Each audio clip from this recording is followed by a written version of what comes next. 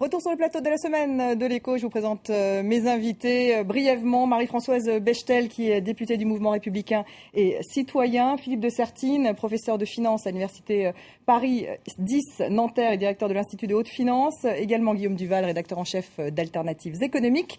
Et Michel Meunier, qui est directeur du développement du groupe Centaure. Alors Starbucks, et oui, le café va payer 10 millions de livres par an au gouvernement britannique pour mettre fin à l'accusation d'optimisation fiscale. Amazon ou Google sont également, vous le savez, en ligne de mire. Suivront-ils Luc Brown et Laure Manon? Ce sont des géants de l'économie mondiale qui paient des impôts de Lilliputiens. Pour le Royaume-Uni, la coupe déborde. Désormais, des sociétés comme Starbucks, Amazon ou Google doivent payer plus. Quand les temps sont durs et que les familles ont du mal à payer leurs impôts et leurs factures, et que les PME sont harcelées par le fisc pour payer leurs taxes, il n'est tout simplement pas juste que de grandes entreprises ne paient pas leur part d'impôts. Les députés britanniques ont auditionné les dirigeants des 3 multinationales le mois dernier, des dirigeants qui n'ont pas convaincu, et les chiffres parlent d'eux-mêmes. Le chiffre d'affaires d'Amazon n'a rien à voir avec sa feuille d'impôt. Celle de Google ne représente qu'un infime pourcentage du résultat de ses ventes qui s'élève à 2,5 milliards de livres. Quant à la société américaine Starbucks, elle n'a payé que 8,6 millions de livres d'impôts depuis 1998, alors qu'elle engrangeait 3 milliards de livres dans la même période. Pour cela, ces entreprises ont enregistré leurs ventes à l'étranger ou transféré leurs profits dans des pays comme le Luxembourg, l'Irlande ou les Pays-Bas. Alors les députés britanniques veulent une fiscalité plus agressive. Il n'est pas juste que les personnes aisées et les multinationales puissent éviter les taxes. Nous allons donc investir pour récupérer des milliards de livres pour le pays, la population, et pour rembourser une partie de notre déficit. Les techniques employées par ces entreprises sont parfaitement légales, mais pour les députés, elles sont aussi immorales. Les auditions qu'ils ont menées montrent cependant déjà des résultats. Starbucks a annoncé qu'il essayait dès à présent de modifier ses pratiques. Marie-Françoise Bechtel, on a des leçons à recevoir des Britanniques dans leur façon de négocier avec les grandes multinationales. Ils obtiennent gros accords tout de même avec Starbucks. Je suis très intéressée par ce petit reportage parce qu'il fait apparaître vraiment 2 traits culturels que nous n'avons pas. En France, on a la passion de l'égalité. Dans les pays anglo-saxons, on rapporte plutôt ça à la justice, un peu plus la morale protestante. Et donc, vous avez entendu ce que disaient les personnes interrogées. Ça n'est pas juste que, en France, on dirait tout le monde n'est pas traité à égalité. Donc, le fondement culturel est différent. Mais le deuxième trait culturel essentiel, c'est que la Grande-Bretagne est une nation, un État qui, lorsqu'elle décide quelque chose, considère que ses intérêts nationaux doivent primer. Et là, nous avons certainement une leçon à recevoir, car trop longtemps, notre pays est resté un petit peu affaissé du point de vue de la volonté nationale. L'Angleterre, quand elle est en difficulté, elle sait se redresser. La France, de ce point de vue-là, aurait peut-être bien une leçon à recevoir, en effet. Mais je pense que la France est en train de faire une révolution culturelle de ce point de vue, et que le pacte de compétitivité, dont nous parlerons sans doute, est un élément de cette révolution. Il y a eu de grands changements dans la psychologie des dirigeants de ce pays, et notamment des dirigeants socialistes. Et pour ma part, nous en félicitons beaucoup.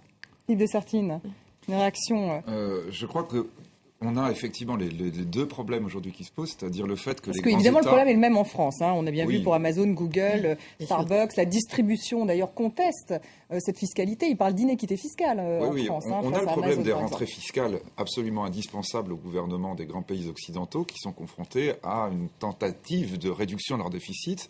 Et donc évidemment, là, ils sont particulièrement sensibles au fait qu'une grande partie de la fiscalité des grands groupes leur échappe. Cela étant, on voit, et on l'a vu d'ailleurs il y a peu de temps, un front renversé, que lorsqu'un pays prend des initiatives, la France par exemple, on peut avoir le maire de Londres qui va dire « mais si vous êtes taxé à tel endroit, venez chez nous ». C'est-à-dire que le problème majeur que nous avons, c'est très clairement la cohérence internationale dans la fiscalité. Et même là, encore plus au cœur de l'Europe. C'est-à-dire que ce que voit la Grande-Bretagne, c'est que, par exemple, des groupes vont s'installer en Irlande, ce qui est vraiment, évidemment, très proche de l'île Mais là, ils ne redoutent pas la britannique. délocalisation de Starbucks. Oui, c'est quand même tout le problème. C'est-à-dire que vous avez une fiscalité qui s'échappe ou qui n'est pas payée parce qu'il y a une compétition entre pays pour essayer d'attirer. Et là, bien sûr, nous sommes au cœur du problème. C'est le fisc et, de l'autre côté, les emplois. pourquoi certains pays vont essayer de rentrer dans le dumping fiscal et dans la compétition fiscale, parce qu'ils espèrent en tirer un certain nombre de conséquences qu'ils obtiennent, du reste c'est le cas en Irlande, en termes d'emploi. Et donc là, c'est vrai que la cohérence internationale, elle doit reposer sur des négociations, elle doit reposer sur un certain nombre, on va dire, d'avancées réciproques pour que l'on ait dans l'approche que l'on applique en fiscalité sur les grands groupes, quelque chose qui soit à peu près uniforme. Nous en sommes encore très loin et on voit que pendant tous les G20, on discute de ça et à la fin du G20, on n'a pratiquement aucune décision prise. Alors que ce serait finalement dans l'intérêt de l'ensemble de l'Union européenne d'appliquer ce type de fiscalité, en tout cas sur ces groupes. Peut-être pas dans l'intérêt de la City. Oui. Mais justement, les Britanniques les font plier. C'est justement un point sur lequel je voulais revenir. Le problème, c'est qu'on a peut-être des leçons à apprendre des Britanniques et des Américains qui aussi, dans ces domaines-là, sont plus agressifs que les Européens vis-à-vis des multinationales, en ce moment en tout cas. Le problème, c'est que les gens qui bloquent en Europe, c'est souvent les Britanniques. Si vous voulez, il faut comprendre comment ça marche. C'est-à-dire que les multinationales jouent sur ce qu'on appelle les prix de transfert. C'est-à-dire qu'ils font semblant que Starbucks en Angleterre, mais ça doit être la même chose en France, ne gagne pas d'argent parce que Starbucks en France doit payer très cher le droit d'utiliser la marque à une société qui est basée en Irlande. Et c'est comme ça qu'on transfère tous les profits qui sont réalisés en France vers l'Irlande ou au Royaume-Uni. Donc il s'agit de mettre un terme à ça. Il y a une proposition sur la table européenne pour y mettre un terme. Ça consiste à appliquer dans l'Europe ce qui se fait aux États-Unis et au Canada, à savoir ce qu'on appelle la base commune d'imposition, c'est-à-dire que au lieu que chaque filiale ait un compte et des comptes dans chaque pays, on fait le compte sur l'ensemble de l'Europe et on répartit les bénéfices qui sont réalisés sur l'ensemble de l'Europe suivant des clés de répartition entre les différents pays. C'est-à-dire en fonction du chiffre d'affaires que Starbucks a fait au Royaume-Uni, du chiffre d'affaires que Starbucks a fait en France, et paye tant de ses bénéfices réalisés en Europe. C'est ça qu'il faudrait faire. Le problème, c'est que c'est les Britanniques qui nous empêchent de le faire. Donc eux le font au niveau national, mais en revanche... Mais par contre, une des choses qui m'a le plus choqué dans la négociation sur le TSCG, mais aussi dans la renégociation que François Hollande a dit vouloir faire et qu'il n'a pas fait. Il l'a fait partiellement. Vous changez de sujet, là. Non, je ne change pas de sujet. C'est que quand on parle d'intégration de la zone euro, de rétablir les comptes publics dans la zone euro et en Europe, c'est une condition sine qua non. Il faut passer d'abord par cette harmonisation fiscale et en particulier sur cette harmonisation fiscale sur les bénéfices des entreprises. Et ça m'a vraiment choqué que personne n'ait mis ce sujet sur la table quand on s'est mis à faire un traité supplémentaire en Europe pour rétablir les comptes publics des pays de la zone euro. Quitte à faire un traité entre la France et l'Allemagne au départ et quitte à faire un traité sans les Anglais qui bloquent toujours sur ces questions-là, il fallait au moins qu'il y ait cette question de l'imposition des bénéfices des entreprises. Votre avis, Michel Meunier? Écoutez, c'est assez marrant ce qu'on entend dire par les députés anglais, c'est les entreprises sont en toute légalité. Alors qui fait la loi? C'est ça la question qu'il faut qu'on se pose. Qui, Philippe vous l'avez dit, on est bien sur une problématique d'accord, et ça a été redit à l'instant, sur la nécessité d'avoir des règles du jeu qui sont les mêmes. Pourquoi ? Parce qu'en France, si on regarde le cas chez nous, on a rendu un rapport au Centre des jeunes dirigeants avec l'économie Gilles Leblanc sur le panorama des PME.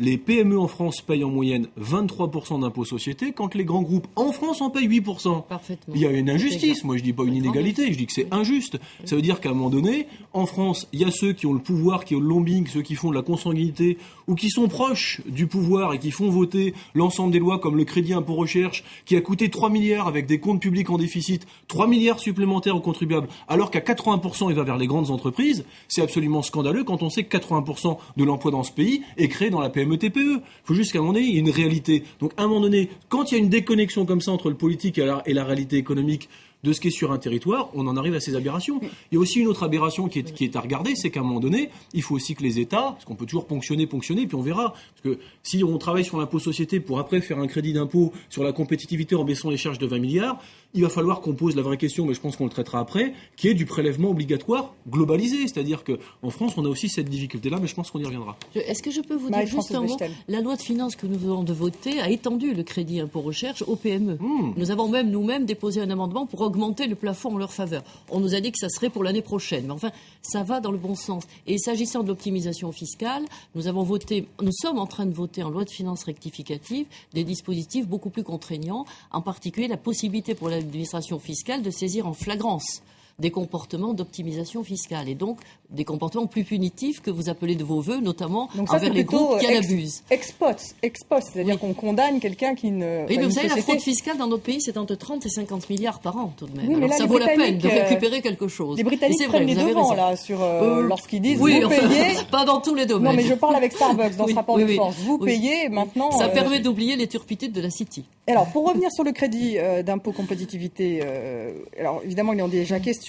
On en débat, n'est-ce pas? À l'Assemblée, il y a eu même un amendement cette semaine qui a d'ailleurs valu certains députés, ceux qui l'ont signé en l'occurrence, d'être traités de primates, n'est-ce pas, par le député centriste Charles de Courson, qui visait à dire, eh bien c'est simple, on va exclure les grandes entreprises de ce crédit d'impôt. Votre réaction, Marie-Françoise Bechtel? Mais alors moi, je n'ai pas voté cet amendement. C'est un cadeau ou pas aux grandes entreprises? Non, je n'ai pas voté cet amendement parce que le crédit compétitivité, je crois, est quelque chose. C'est un basculement culturel dans notre pays. Ça ne peut marcher que s'il y a une confiance suffisante entre l'ensemble des décideurs, qu'ils soient politiques ou qu'ils soient économiques. Et une question se pose tout de même. On met beaucoup d'argent sur la table dans ce crédit de compétitivité. Il faut donc quand même que les entreprises aient un comportement correct. Alors, quelle contrepartie, justement? Alors, c'est pas la question.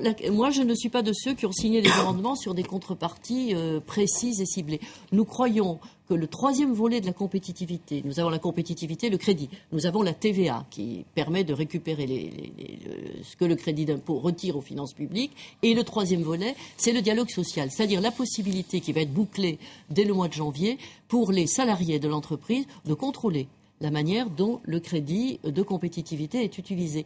Et moi, je fais partie des gens qui croient beaucoup plus à cette globalisation dans un climat de confiance pour la mobilisation nationale, encore une fois, pour la reconstruction d'une industrie. Je crois que c'est un thème trop important pour que tout le monde ne s'y mette pas. Alors ensuite, on fera les comptes. On verra, et on verra notamment... Ce n'est pas un chèque en blanc fait à Mittal, par exemple, qu'on a pu entendre. On verra avec les salariés comment a été utilisé ce nouveau crédit. Ça sera un vrai sujet. Mais je crois qu'il faut quand même globaliser les choses. Où il y a un choc dans ce pays, où il y a un nouveau pacte, je vous l'ai dit, moi je crois que c'est une sorte de révolution culturelle. C'est une révolution culturelle pour nos dirigeants socialistes. Il faut une révolution culturelle de la part des entreprises. Pourquoi révolution culturelle? Mais parce que jusqu'à présent, cadeaux aux entreprises, nous en ont déjà fait. Non, mais c'est parce que ce que je veux dire, c'est que l'idéal un peu des socialistes, il y a encore une dizaine d'années, c'était on va faire de la cohésion sociale parce que sur l'économie, on peut pas grand-chose. C'était le discours de Lionel Jospin. Ce n'est plus du tout le discours dominant maintenant. Donc c'est le côté gestionnaire que vous appelez révolutionnaire? Non, c'est pas gestionnaire. Le discours, c'est il faut reconstruire l'économie du pays. Le social suit l'économique. Il ne le précède pas. Mais je crois justement là aussi, je vous entends tout à fait. Je pense que votre discours, effectivement, est parfaitement en cohérence avec les problèmes de la France aujourd'hui. Cela étant, je crois qu'il ne faut pas tout confondre. C'est-à-dire, là, on ne parle pas de cadeau. Et vous voyez, le terme de cadeau est d'ailleurs... Je l'ai pas prononcé cette semaine parce qu'on a fait le parallèle, évidemment, avec... Ça, c'est extrêmement dangereux. D'ailleurs, du reste, ça doit être aussi différencié complètement de la notion fiscale. On peut très bien avoir une augmentation de la fiscalité sur un certain nombre de grands groupes et malgré tout traiter ce problème absolument majeur français aujourd'hui, de dire qu'on fait peser sur le coût d'un salarié. Et là, on revient en fait au problème majeur de l'économie française, de la société française, qui est le chômage. C'est de dire que quand vous faites peser sur le coût d'un salarié beaucoup trop de choses, c'est là où vous finissez par avoir un effet décourageant. Et donc l'idée, oui, bien sûr, bien entendu, et c'est bien l'idée là, c'est de dire on là, allège la cotisation. Donc c'est encore un petit peu. Oui, alors mais non, ça c'est sur la forme de récupération. C'est sur la forme de récupération de la charge que vous payez. Et c'est vrai que là, de ce point de vue, le mécanisme est un peu compliqué, mais on fait un crédit d'impôt parce que vous payez des charges sociales sur les salariés. Donc c'est ça l'idée, c'est l'idée de dire on doit alléger. Et il est évident que dans ce cas-là, il ne s'agit surtout pas de dire on va différencier pour savoir à qui on donne le cadeau ou à quelqu'un d'autre. Donc non, donner à tout le monde. Tous ceux qui ont des salariés et qui vont devoir payer des charges sociales dessus. C'est vraiment l'idée. Et l'idée de la contrepartie, c'est que normalement, ça doit permettre justement d'avoir des embauches supplémentaires. On est bien dans l'idée comment on va réussir à sortir de cette spirale infernale du chômage. Guillaume Duval, il nous reste 2 minutes. Il faudrait faire réagir également Michel Meunier. Sur le donner à tout le monde, il y a déjà des petits problèmes. Enfin, je veux dire, il y a dans le secteur des hôpitaux, par exemple, on donne aux cliniques privées par rapport aux hôpitaux. On ne soutient pas les associations et les entreprises de l'économie sociale. Mais surtout, ce qu'il faut bien comprendre, c'est qu'il s'agit de rentrer dans une spirale, de faire rentrer la France à son tour dans une spirale qui est en train d'emmener l'Europe vers le fond. C'est-à-dire que le coût du travail, c'est pas simplement un coût du travail, c'est des revenus. Nos voisins ont baissé leurs revenus, leurs salaires. C'est pour ça que l'Europe est en récession. C'est vrai que ça crée des difficultés en France, puisque nous, on continue à consommer et donc on a du déficit extérieur, etc., etc. C'est cadeau ou pas cadeau pour vous ? On nous fait rentrer dans cette spirale du moins 10 ans salarial en Europe. Je ne crois pas du tout que ce soit la solution pour l'Europe. 20 milliards d'euros, le coût du travail en France, c'est 1067 milliards d'euros en 2011. Donc 20 milliards d'euros, c'est très vous peu. Ça ne joue en rien vis-à-vis de la Chine, de la Pologne ou de la Roumanie. C'est simplement une manière de gagner ou de ne pas perdre des parts de marché par rapport à l'Italie ou à l'Espagne. C'est continuer à se battre entre nous au sein de la zone euro pour garder un tout petit peu d'emploi sans préserver l'avenir. Michel Meunier, une réaction sur ce crédit d'impôt. Oui, il faut regarder, il n'y a pas de cadeau du tout, parce que quand on a un taux de prélèvement obligatoire aussi élevé en France qui représente 43,4% du PIB et qui place la France comme premier pays européen et 5e dans le monde, on voit qu'on a un problème de compétitivité. Ensuite, on aurait dû différencier deux choses. Un, ce qui n'est pas délocalisable et ce qui de toute façon se fera sur le pays, et ce qui l'est. Alors que là, on va généraliser. Or, il y a des activités pour lesquelles on n'est pas en compétitivité mondiale. Donc, c'est pas cette difficulté, même si le sujet est beaucoup plus complexe que celui-ci. Et il y a quelque chose qu'on oublie. La France aurait dû, parce que ce qui nous coûte aujourd'hui très cher dans le coût du travail, c'est notre système de protection sociale, qu'on n'a pas réussi à vendre. Ce sont les négociations qui ont lieu en ce moment.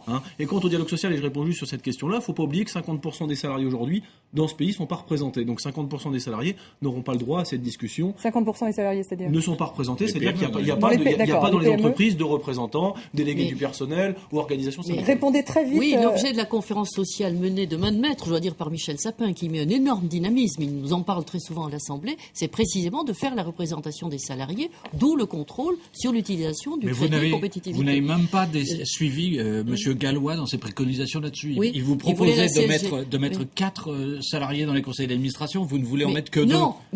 Non, Gallois proposait que le seuil des entreprises était à 5000 salariés. Or, ce ne sera pas 5000 salariés, ça sera plus bas, beaucoup plus bas. Ça sera plus bas. On va voir s'il va y avoir un accord historique peut-être une toute petite chose. On n'a plus le temps, je suis désolée. En tout cas, pour terminer, une information également, je voudrais dire que le prix du livre de l'économie a été attribué à l'économiste Daniel Cohen pour son livre Homo economicus, prophète égaré des temps modernes. C'est chez Albin Michel et un prix hommage a été décerné à Eric Israelevich pour l'ensemble de ses écrits, livres et articles. Le directeur de rédaction du Monde, décédé la semaine dernière. Merci à tous de nous avoir suivis. Merci à tous les 4. Et on se retrouve la semaine prochaine pour une nouvelle Semaine de l'Écho.